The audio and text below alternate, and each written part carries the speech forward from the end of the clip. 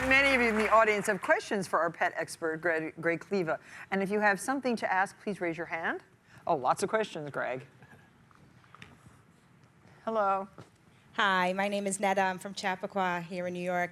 I wanted to know, how do I get my dog not to jump on people when they're walking through? I get him to sit, but he still gets so excited that he jumps. Okay, probably one of the most common issues that we deal with as behavioral therapists is that jumping up. There's a couple different ways you can approach it. You know, the mistake that a lot of dog owners make is they wait for problems to happen and then they try to educate the dog, and inevitably your timing is off.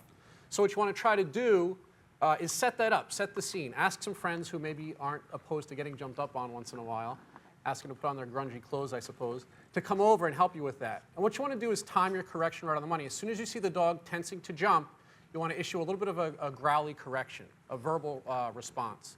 So we use this word, it's going to sound kind of silly, but we growl at the dog, bah! Rather than telling the dog no or don't or stuff. If you listen to my radio show, you'll hear a lot of growling. What about the knee?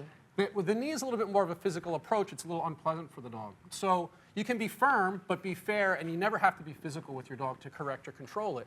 So when the dog jumps up, give it a good growly, bah, nice tall body language, sharp clap of the hands before the feet come off the floor. That's the key, is that timing. That's what I told you. And when the feet stay on the ground, you praise with a high, happy tone. Good puppy, good boy, good girl. Good girl.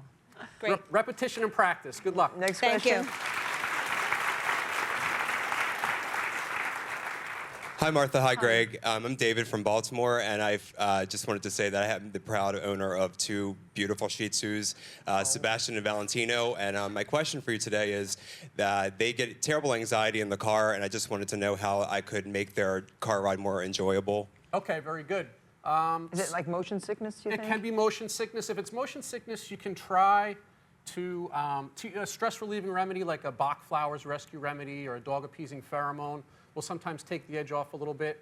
What we find is that dogs are sometimes more comfortable in a small enclosed area. So rather than keeping the dog loose in the car, get a soft-sided crate. They make great ones now. They're soft. They're made out of vinyl. They've got seatbelt harnesses so that you can make sure that it's safe while your dog is in there. And sometimes that small enclosed area will make the dog feel more comfortable. You can also give the dog a food motivational toy to create positive associations in the car. Make the car ride something pleasant. A lot of times we put the dog in the car, we go to the vet's office, and again, there's all that poking and prodding going on. So the dog learns by a sequence of events. Take the dog somewhere that they enjoy and make it a pleasant experience for them.